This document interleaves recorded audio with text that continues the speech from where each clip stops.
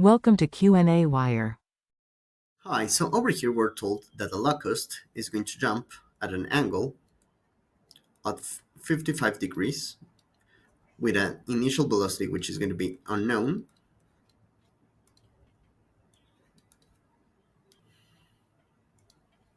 So with this information, what we want to know is the maximum height that the locust is going to be able to achieve.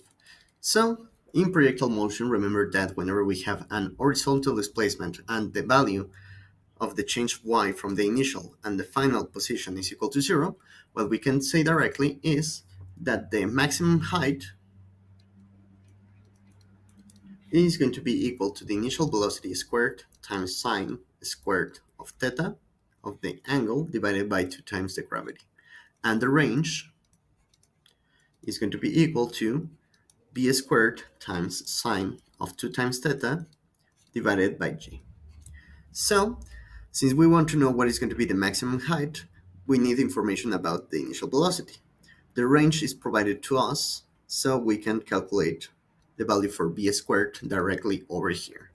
So b squared is going to be equal to g times the range, which I'm going to label as r, divided by the sine of 2 times theta. The value for g is equal to 9.81 meters per second squared. The value for r is going to be equal to 0.77 meters.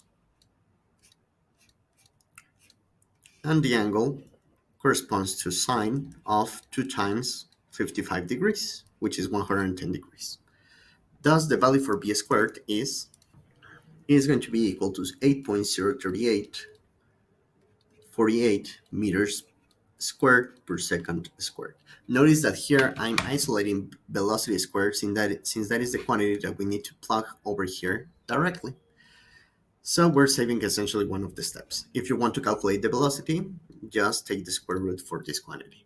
And now repeating the maximum height, which is b squared times sine squared of theta divided by 2 times gravity.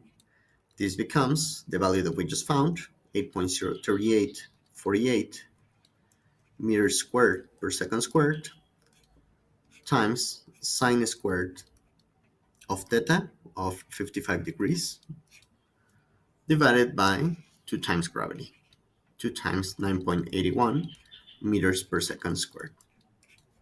Notice that the final units are going to be meters since one of the meters cancels out and second squared cancels out with second squared.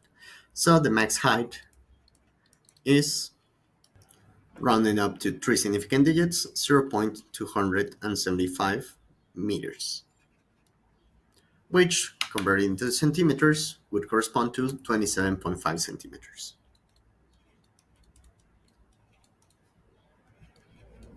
And with that, it would be all.